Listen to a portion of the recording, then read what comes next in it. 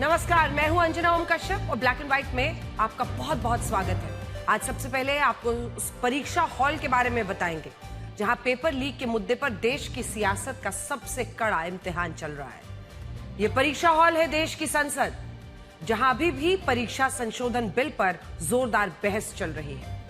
जब आप black and white देख रहे हैं तब भी देश की संसद में आज इस बिल पर चर्चा हो रही है और आज एग्जामिनर की भूमिका में है देश के युवा।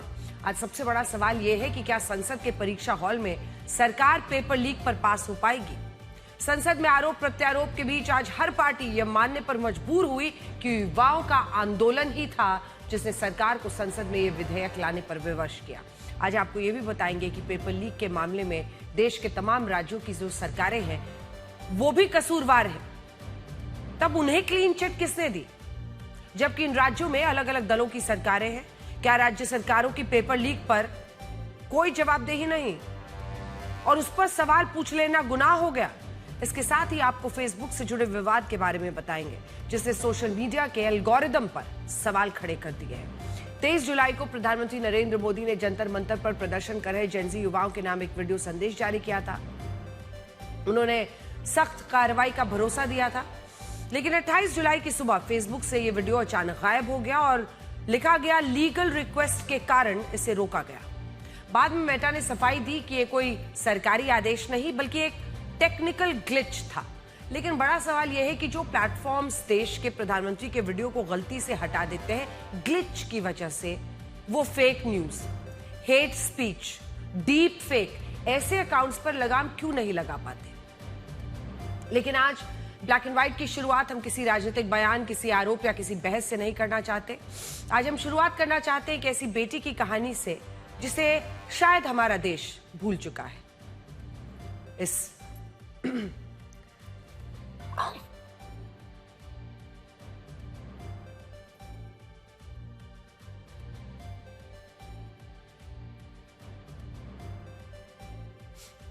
इस छात्रा का नाम था विधि सूर्यवंशी। हो सकता है आज ये नाम आपको याद ना हो सकता है आपने इसके बारे में कभी सुना ही ना हो। लेकिन अगर आज देश शिक्षा व्यवस्था में सुधार की बात कर रहा है, अगर संसद में परीक्षा प्रणाली को लेकर गंभीर बहस हो रही है, अगर लाखों युवा सड़कों पर उतरकर एक बेहतर सिस्टम की मांग कर रहे हैं, तो उस पूरी कहानी की एक दर्दनाक कड़ी विधि सूर्यवंशी भी है। हमें लगा कि आज का दिन इस छात्रा को याद करने का सबसे सही दिन है।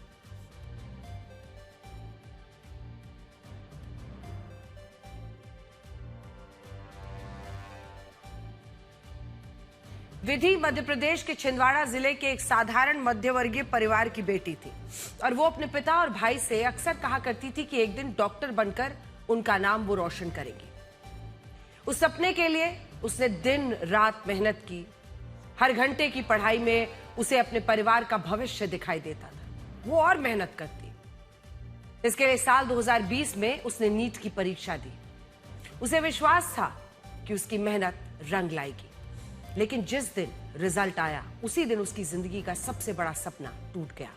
रिजल्ट में उसके सिर्फ 6 अंक दिखाए गए। जरा सोचिए, जिस छात्रा ने सालों तक डॉक्टर बनने का सपना देखा, जिसने मेहनत का पूरा, जिसको भरोसा हो, जिसने दिन रात एक कर दिया हो, खाना पीना सब भूल गई हो, उसके सामने अगर अचानक ऐसा परिणाम आ जाए तो उसके मन पर क्या गुजरी होगी। 6 मार्क्स। विधि उस सदमे को सह नहीं पाई। उसने आत्महत्या कर ली। एक पल में एक बेटी चली गई, एक परिवार बिखर गया, एक घर की उम्मीद हमेशा के लिए खत्म हो गई। लेकिन कहानी खत्म नहीं हुई। परिवार को यकीन नहीं हुआ कि इतनी मेहनत करने वाली विधि सिर्फ 6 अंक कैसे ला सकती है। उसके भाई ने उसकी ओएमआर शीट और परीक्षा में सवालों के उत्तरों का मिलान किया। इसके बाद जो सच सामने आया उसने पूरे मामले को बदल दिया। नीट की उस परीक्षा में विधि के 6 नहीं बल्कि 590 अंक आए थे। उस साल की कट ऑफ लगभग 468 अंक थी, उससे कहीं ज्यादा। यानी वो सिर्फ पास नहीं हुई थी बल्कि मेडिकल कॉलेज में दाखिला पाने की हकदार थी। सोचिए, जिस लड़की ने यह मान लिया कि उसका सपना खत्म हो गया, असल में उसका सपना पूरा हो सकता था। लेकिन उससे पहले ही एक तकनीकी गलती, एक लापरवाही, व्यवस्था की खामी ने उसकी जिंदगी छीन ली। आज हम ये कहानी इसलिए सुना रहे हैं कि पुराने जख्म कुरेदे। हम इस कहानी को इसलिए सुना रहे हैं ताकि ये समझा जा सके कि आज जो आंदोलन दिखाई दे रहा है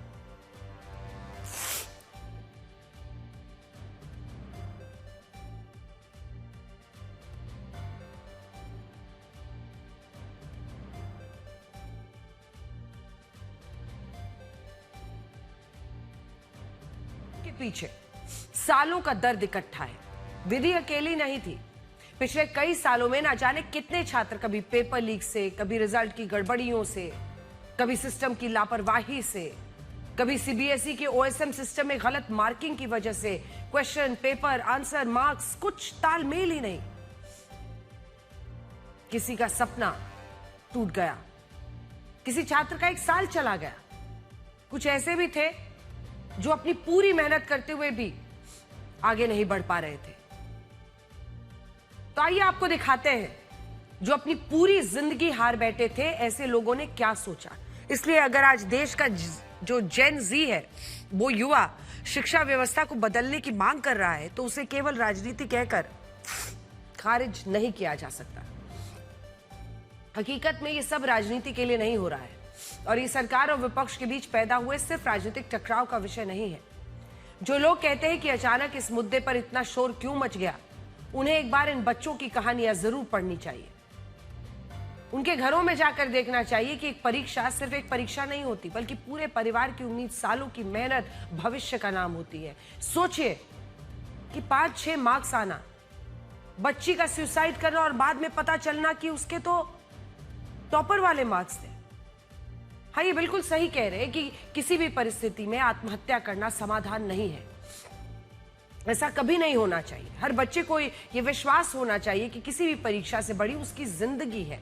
लेकिन ये भी उतना ही जरूरी है कि हम ये स्वीकार करें कि अगर हमारी व्यवस्था बार बार बच्चों को इस हद तक तोड़ रही है, तो उनका आत्मविश्वास, उनका भविष्य, कभी कभी उनकी जिंदगी छीन रही है, तो ये समस्या सिर्फ बच्चों में नहीं, समस्या इस व्यवस्था में है।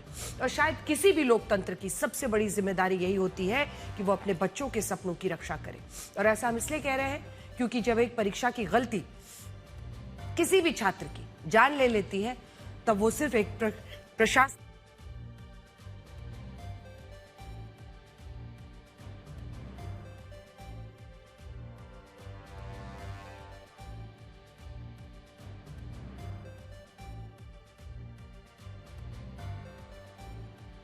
विधि के मामले में एनटीए ने आज तक कोई स्पष्टीकरण जारी नहीं किया है, लेकिन उसका और उसके जैसे दूसरे छात्रों का परिवार आज इस दर्द को अपने अंदर समेटे हैं और उसे उम्मीद है कि शायद इस आंदोलन से कुछ तो बदलाव आएगा।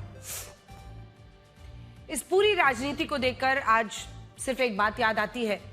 अब तक इस देश में बच्चों की परीक्षा ली जाती थी, लेकिन आज वही बच्चे इस देश की राजनीति की परीक्षा ले रहे हैं।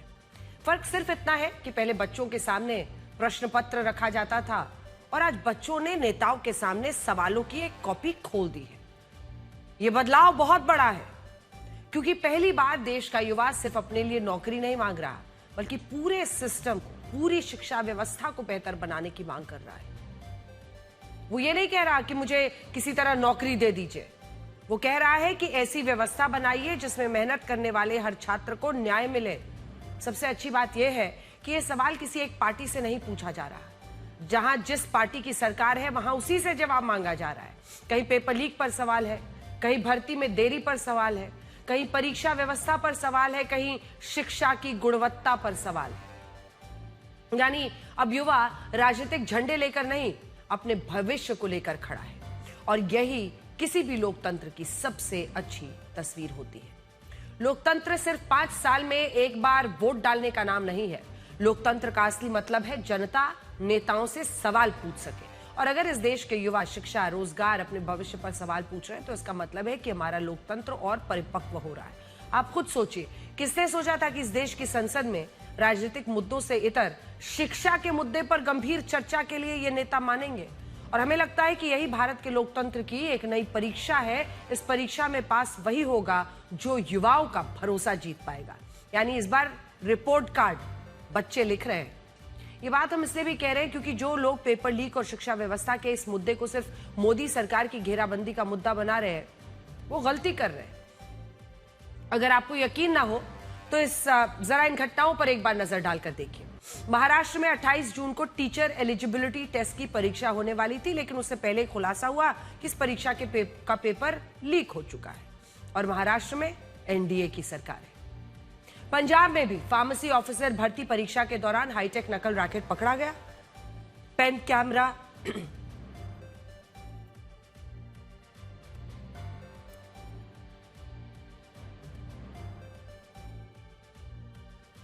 Wireless earpiece, modified mobile phones जैसे उपकरणों के जरिए परीक्षा में धांधली कराने की कोशिश की गई। 31 लोगों को गिरफ्तार किया गया है और पंजाब में आम आदमी पार्टी की सरकार है।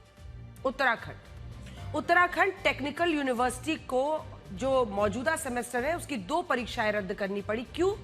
क्योंकि आरोप यह लगा कि इन परीक्षाओं का पेपर पहले ही लीक हो गया था और उत्तराखंड में बीजेपी की सरकार है। कर्नाटक में भी पशु चिकित्सा अधिकारियों की भर्ती को लेकर गड़बड़ी के आरोप लगे, जिसके कारण परीक्षा के पास हुए उम्मीदवारों की सूची रोकनी पड़ गई। पूरे मामले में एफआईआर दर्ज हुई है। कर्नाटक में कांग्रेस की सरकार है। झारखंड में तो कमाल ही हो गया है। झारखंड पब्लिक सर्विस कमीशन भर्ती घोटाले की जांच लगातार तेज हो रही है। सीआईडी ने पूर्व अध्यक्ष तक को पूछताछ के लिए बुलाया है और भर्ती प्रक्रिया में गड़बड़ी की जांच जारी है। इससे पहले भी हमने आपको बताया था, झारखंड में एग्जाम में सोचिए, बच्चों का एग्जाम देने के 1 घंटे 2 घंटे पहले उनको मेल आ रहा था कि उनका सेंटर कहां पर है और वो सेंटर जहां पर वो मौजूद थे वहां से 1-1, 2-2, 3-3 घंटे की दूरी पर। इसीलिए हम कह रहे हैं समस्या किसी एक राज्य की नहीं है, समस्या किसी एक सरकार की नहीं है, समस्या उस व्यवस्था की है जिस पर करोड़ों युवाओं का भविष्य टिका हुआ है।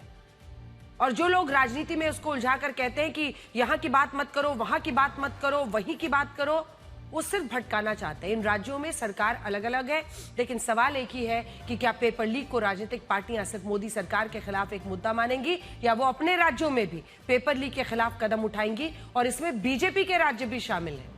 कई लोगों ने इन राज्यों में भी पेपर लीक और परीक्षाओं में धांधली को लेकर शिक्षा मंत्रियों के इस्तीफे का मुद्दा उठाया। लेकिन क्या आप जानते हैं इन राज्यों में शिक्षा मंत्री कौन है और कितने राज्यों के शिक्षा मंत्री दागी हैं? तो हमने सोचा कि इन माननीयों के बारे में जरा सा आपको बताया जाए। वो माननीय जो शिक्षा मंत्रालय संभाल रहे हैं। सबसे पहले बात झारखंड की करते हैं। झारखंड को साल 2001 में एक अलग राज्य बनाया गया था और तभी से वहां पेपर लीक के मामले हर साल आते रहे। आपको जानकर हैरानी होगी कि झारखंड पब्लिक सर्विस कमीशन को पिछले 21 सालों में अलग अलग भर्तियों के लिए 21 परीक्षाएं करानी थी, जिनमें वो 13 परीक्षाएं ही करा सका और इनमें भी सभी परीक्षाएं अलग अलग विवादों और गड़बड़ियों से घिरी है। इनमें भी एक परीक्षा तो ऐसी है जिसके लिए साल 2015 में भर्ती निकाली गई थी, लेकिन आज तक ये परीक्षा नहीं हो पाई है।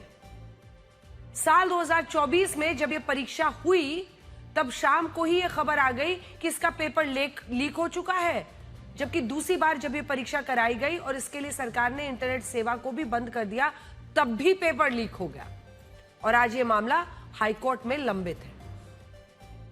ये स्थिति भी तब है जब हेमंत सोरेन 2019 से लगातार झारखंड के मुख्यमंत्री हैं और झारखंड के शिक्षा मंत्री भी वही हैं। इससे बड़ा सवाल यह बनता है कि क्या हेमंत सोरेन के शिक्षा मंत्री रहते जो पेपर लीक हुए उनके लिए उनका इस्तीफा मांगा जाएगा? ये बात हम इसलिए भी कह रहे हैं क्योंकि झारखंड में पेपर लीक की कहानियां हजारों युवाओं का दिल तोड़ने वाली कहानियां। जैसे झारखंड पब्लिक सर्विस कमीशन की जो परीक्षा लीक हुई उसमें सीआईडी ने 5 लोगों को गिरफ्तार किया, जिनमें अभय तिवारी नाम का आरोपी भी शामिल है।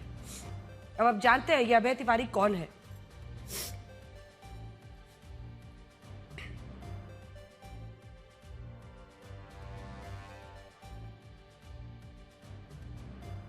इसने झारखंड लोक सेवा आयोग में 5 बार सरकारी नौकरी की परीक्षा पास की है।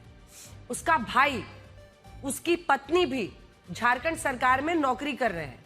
इसके अलावा यह आरोपी पहले उस कंपनी में प्रबंधक का काम संभालता था जिसे झारखंड में परीक्षा कराने का ठेका मिला हुआ था, और इस कंपनी ने जो परीक्षाएं कराई वही बाद में लीक हुई। बहुत लंबी लिस्ट है। मैं आपको बड़ी स्क्रीन पर अब ये दिखाना चाहती हूं कि इस देश में शिक्षा व्यवस्था पर इतनी बहस तो हो रही है, लेकिन कई राज्यों के शिक्षा मंत्री ऐसे हैं जो दागी हैं और उन जिनके खिलाफ सोचिए आपराधिक मामले दर्ज है, तो हमने सोचा कि हर जगह का देखिए, कांग्रेस की भी सरकार है, बीजेपी की भी सरकार है, झारखंड मुक्ति मोर्चा की भी सरकार है, टीडीपी की भी सरकार है, लेकिन आप देखिए कि कितने कितने मामले हैं। तो सबसे पहले उसी से शुरू करते हैं जो इस रेस में सबसे आगे चल रहे हैं, तो वो है ये देखिए तेलंगाना। शिक्षा मंत्री हैं ए रेवंत रेड्डी। इन पर कितने मामले चल रहे हैं, जरा ये वाले कलर से दिखाते हैं तो साफ दिखेगा। 89। ठीक है, अब दूसरे नंबर पर आइए तो आपराधिक मामले डीके शिव कुमार के खिलाफ है 19, और वो फिलहाल डीके शिव कुमार है शिक्षा मंत्री। अब आ जाइए आप 17 के साथ टीडीपी की सरकार, सहयोगी है बीजेपी की, 17 मामले हैं नारा लोकेश पर, वो शिक्षा मंत्री है। फिर आइए राजस्थान, शिक्षा मंत्री है मदन दिलावर, 14 आपराधिक मामले, 14। उसके बाद आ जाइए, मुझे लगता है कि सबसे ज्यादा यहीं पर है, शिक्षा मंत्री हेमंत सोरेन, 5 आपराधिक मामले उन पर हैं। फिर आ जाइए उत्तर प्रदेश, जहां पर योगेंद्र उपाध्याय है उच्च शिक्षा मंत्री। ये आपको योगेंद्र उपाध्याय का चेहरा देखिए, 4 आपराधिक मामले हैं इनके खिलाफ। उसके बाद से आ जाइए आपराधिक मामले 3 वाले केरलम में एन शमशुद्दीन है शिक्षा मंत्री, और 1 आपराधिक मामले वाले बीजेपी की सरकार मध्य प्रदेश में उदय प्रताप सिंह ये है। तो ये सारे जो शिक्षा मंत्री हैं उनके चेहरे आप देख लीजिए, और इसी के साथ साथ उनके बगल में बने जो आपराधिक मामले हैं वो देख लीजिए, और फिर आप ये तय कीजिए कि क्या ऐसे बेदाग नहीं मिलते जिनके खिलाफ कोई आपराधिक मामला ना हो और वो इस देश के शिक्षा मंत्री बन सके। आज बड़ा सवाल यही है, और इसीलिए सबसे बड़ी समस्या भी यही दिखाई दे रही है।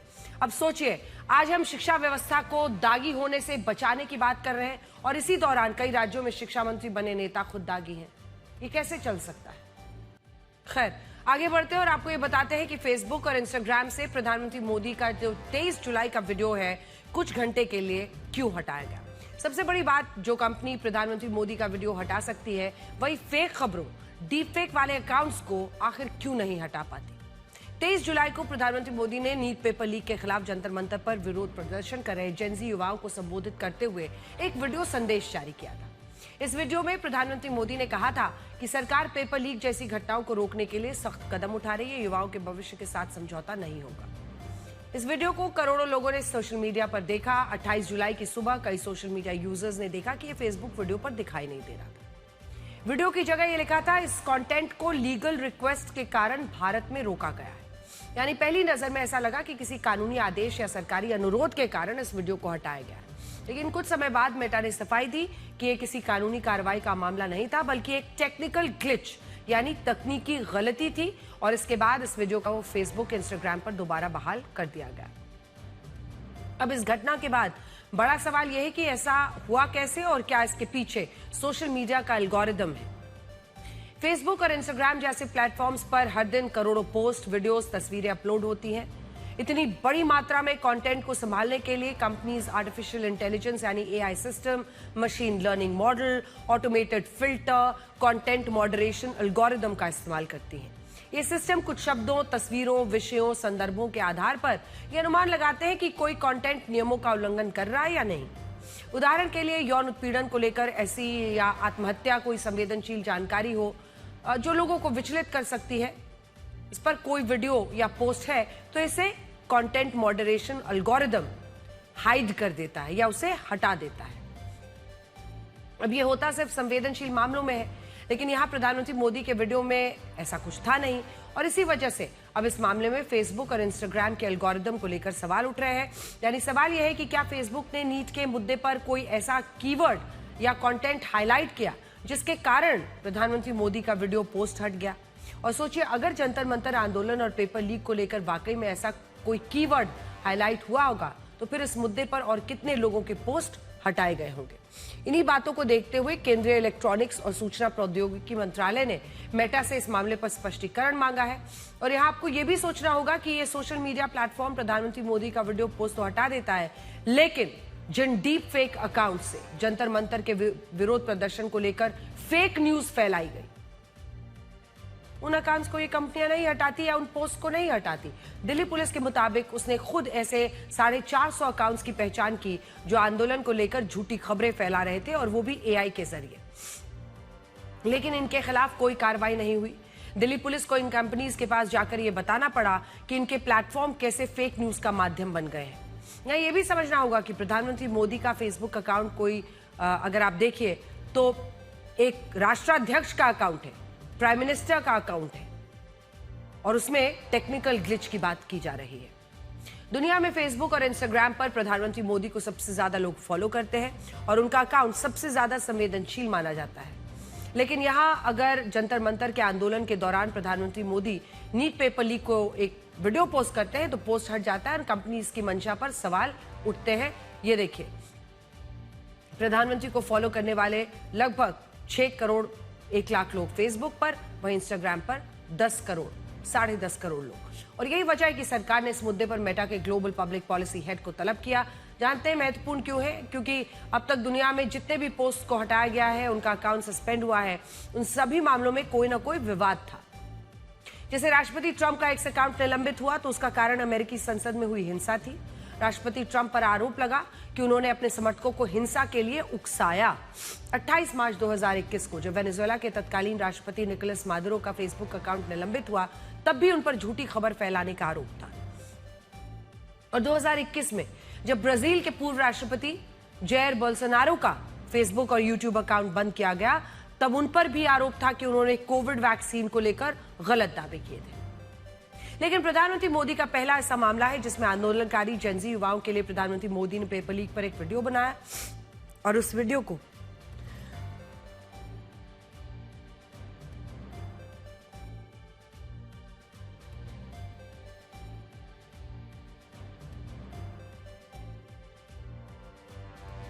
मैं जानता हूं कि पेपर लीक ये कोई मामूली विषय नहीं है।